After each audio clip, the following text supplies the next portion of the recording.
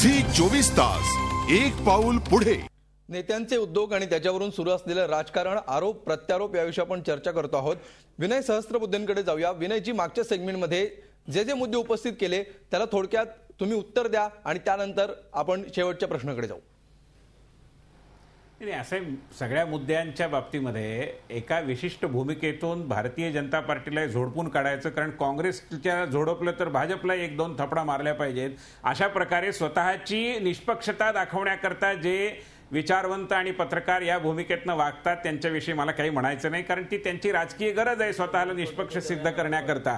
परंतु जे खरं आहे, जे वास्तविक आहे, त्याच्याकडे जर डोळेझाक न करता आपण लख प्रकाशामध्ये काय खरं आहे काय खोटं आहे याचा तपास घेतला तर आपल्याला हे जाणवेच। आणि प्रसार माध्यमांनीच जणू काही त्यांच्यावर खटला भरलाय अशा प्रकारचं जे वातावरण केलं जातंय, त्यामध्ये भारतीय जनता पार्टीच्या शीर्षस्थ नेत्यांनी, खुद्द नितीन गडकरींनी असं स्पष्टपणे सांगितलंय की जे काही असेल त्याची चौकशी करा, दूध का दूध पाणी का पाणी होऊन जाऊ द्या। आणि तिकडे रॉबर्ट वद्रापासून शीला दीक्षित पासून काँग्रेसच्या अनंत लोकांवरती चौकशा झाल्या पण कारवाई झाली नाही, काहींची चौकशीच आम्ही करणार नाही असं 3 मंत्री येऊन रॉबर्ट वडेरांचं वकीलपत्र घेतात। याची काही तुलना होऊ शकते का? म्हणजे केवळ काँग्रेसला आपण काँग्रेसच्या विरोधात आहोत असं वाटू नये म्हणून भाजपच्याही विरोधातली भूमिका घ्यायची, आपण पक्षपाती आहोत असं वाटू नये म्हणून यांनाही तोच न्याय लावायचा आणि त्यांनाही तोच न्याय लावायचा, अशा पद्धतीने वागायचं। मला असं वाटतं की या पॉलिटिकल करेक्टनेसच्या दडपणातून आमच्या विचारवंतांनी आणि मान्यवर पत्रकारांनी आधी बाहेर यायला हवं आणि भारतीय जनता पार्टीचा जो काही तपशील सध्या सगळ्यात समोर आलेला आहे, चौकशीसाठी जी तयारी दर्शवलेली आहे त्याच्या अनुषंगाने विचार व्हायला पाहिजे। त्यामुळे मला असं वाटतं की या बाबतीत विवेकपूर्ण विचाराची गरज आहे। आणि जो राजकारणातल्या पैशाच्या वापराबद्दलचा मुद्दा येतो, भारतीय जनता पार्टीने निवडणूक व्यवस्थेतल्या सुधारणांकरता, राजकीय सुधारणांकरता सत्तेत असताना एक आयोग नेमला, त्याबद्दलची चर्चा घडवून आणली, राज्यसभेच्या निवडणुका पारदर्शी व्हाव्या याकरता घटना दुरुस्ती केली, कॅबिनेटच्या मंत्र्यांच्या संख्येवर बंधनं असावीत याकरता कायदा आणला। आणि काँग्रेसने काय केलं मला सांगा ना? गेल्या 16 वर्षामध्ये जवळजवळ 28 वेळा निवडणूक आयोगाने निवडणूक सुधारणांच्या बाबतीमध्ये सरकारला लिहिलं, गेली 8 वर्षामध्ये यांनी त्याच्याबद्दल काही केलेलं नाही। त्यामुळे काँग्रेसला राजकारणाचं शुद्धीकरण करायचंय का हा प्रश्न आहे खरा। आणि मला असं वाटतं की त्यांना या व्यवस्थेतच त्यांचे हितसंबंध गुंतलेले आहेत, हे राजकारण असंच चालवायचंय, कारण त्यामुळे त्यांना सत्तेत राहता येतं। आणि भारतीय जनता पार्टी या बाबतीत स्पष्ट भूमिका घेऊन स्वच्छ राजकारणाची पुरस्कर्ती अशा प्रकारची एक राजकीय पार्टी, एक पक्ष म्हणून पक्षाची भूमिका, भाजप स्वच्छ राजकारणाचा वसा घेत आहे असं घेतलेला आहे असं विनयजी म्हणतायत। सप्तर्षी सर, राजकारणाच्या शुद्धीकरणाचा जो मुद्दा आहे, तुम्हाला वाटतं का की इथून पुढे भारतीय जनता अजूनही आशावादी राहील, राजकारण हे पूर्णपणे शुद्ध होईल याबाबत अशी परिस्थिती आहे का सध्या? राजकारण कधी ना कधी शुद्ध व्हावं लागणार आहे।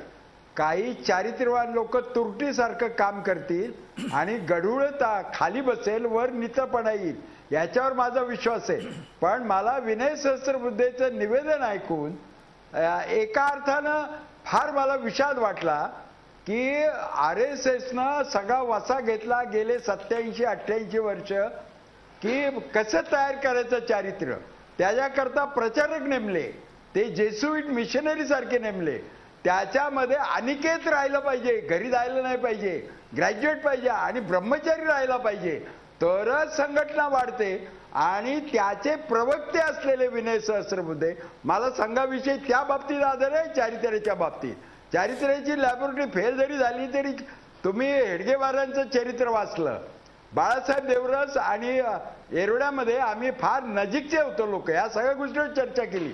पण तुम्ही आता नवे सिद्धांत आणायला लागले, उद्योग करावा म्हणजे प्रचारकांनी काय फक्त तुमच्या दवंडे पिटायच्या का आणि डफडी वाजवायची तुमच्या पुढे, तुम्ही उद्योग करायचे। आणि RSSच्या प्रचारकांनी ज्यांनी आयुष्य दिलं, लग्न केलं नाही, त्यांनी हे करायचे, नवे सिद्धांत मांड। तुमचा सिद्धांत आणि शरद पवारांचा सिद्धांत एक आहे, जिथे गाय दूध देते तिथे ती शेण घालते, हे आमच्या माती मारू नका, हा शरद पवारांचा सिद्धांत आहे, तुमचा नाही, RSSचा नाही। विनाकारण RSSच्या प्रचारकांची बदनामी करू नका। विनय सहस्त्रबुद्धे, तुम्ही याला गडकरींना करा समर्थन, पण मूळ तुमचं सगळं सोडून करताय तुम्ही।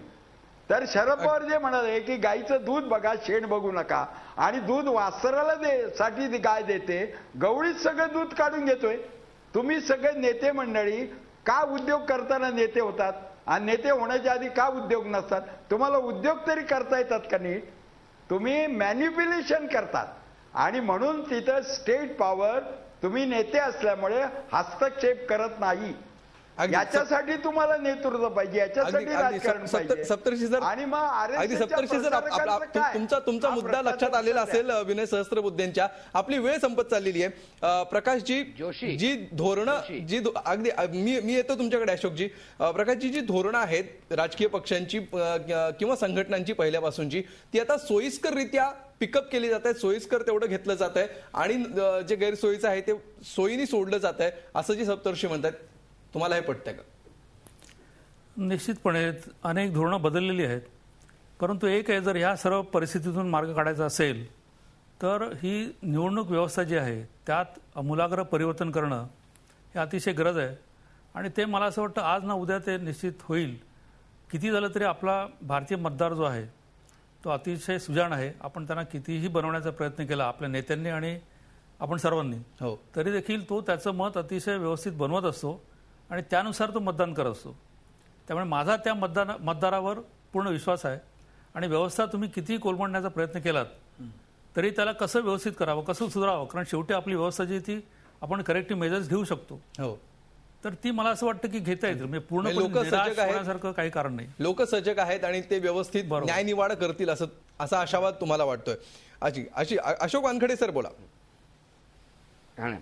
माझं असं म्हणणं आहे की आता विनयजी बोलले की इलेक्शन कमिशनमध्ये रिफॉर्म्स व्हायला पाहिजे, भ्रष्टाचार थांबवायला पाहिजे, काळा पैशाचा वापर निवडणुकामध्ये. पण मी त्यांना सांगू इच्छितो, याच भाजपामध्ये खुशाभाऊ ठाकरे पण अध्यक्ष होते. खुशाभाऊ ठाकरे गेल्यानंतर कोणालाही कळलं नाही की त्यांचा परिवार कुठे आहे, त्यांचे ड्रायव्हर कुठे आहे. त्यांनी आपल्या ड्रायव्हरला कधी डायरेक्टर नाही बनवला, त्यांना पैशाची जरूरत नाही पडली. त्यांच्याच पार्टीमध्ये इंदोरवरून सुमित्रा महाजन 7 वेळा जिंकून येतात. सुमित्रा महाजनच्या इलेक्शनचा खर्च विनयजी जरा जाऊन पहा, म्हणजे कळेल तुम्हाला, बिना पैशांनी सुद्धा इलेक्शन लढता येतं. त्यासाठी चारित्र्य ठीक हवं, त्यासाठी संपर्क हवा आणि त्यासाठी जनतेसाठी कामं करायची. जनतेच्या कामाच्या नावाखाली जर धंदे केले तर इलेक्शनमध्ये पैसे वाटायला पाहिजे. कारण जनता पाहते की तुम्ही कालपर्यंत सायकलवर फिरून पोस्टर लावत होता, आज चार्टर्डने फिरता, तर लोक हा हिशोब विचारणार. आणि जेव्हा लोक हिशोब विचारणार तेव्हा मग ते आपला शेअर मागणार, मग तुम्हाला पैसे खर्च करावे लागतात. मग तुम्ही म्हणतात की लोकांना पैसे पाहिजे. अगदी हे एक विषारी चक्र आहे, विशेष सायकल आहे आणि त्याच्यामुळे लोक सजग आहेत असाच निष्कर्ष या चर्चेच्या शेवटी आहे. कारण आशा बाळगण्याचा तेवढा एकच मुद्दा या चर्चेच्या शेवटी दिसतोय की लोक सजग आहेत, लोकांना राजकारण कळतं, लोकांना भलं कळतं आणि त्याच्यामुळे लोक योग्य न्यायनिवाडा करतील. आपण अशीच अपेक्षा करूया. तूर्त धन्यवाद या सगळ्यांचे या चर्चेमध्ये सहभागी झाल्याबद्दल. शेवटी आपण बघूया की जो रोखठोक प्रश्न आम्ही विचारलेला होता त्याला लोकांनी काय कौल दिलेला आहे. आजचा प्रश्न होता, स्वतःच्या उद्योगांसाठी नेते पदाचा गैरवापर करतायत का? 95% लोक म्हणतात की होय, नेते पदाचा गैरवापर करतायत. त्याच्यामुळे लोक सजग आहेत आणि लोकांना काय वाटतंय, लोकांचा काय खरा कौल आहे तो लवकरच कळेल. निवडणुका तोंडावर आलेल्या आहेत, लोक आपलं मतदान करत राहतात आणि आपला कौल नोंदवत राहतात. धन्यवाद पुन्हा एकदा सगळ्यांचे चर्चेत सहभागी झाल्याबद्दल. रोखठोकमध्ये आज इतकंच. ताज्या बातम्यांसाठी पाहत रहा झी24 तास.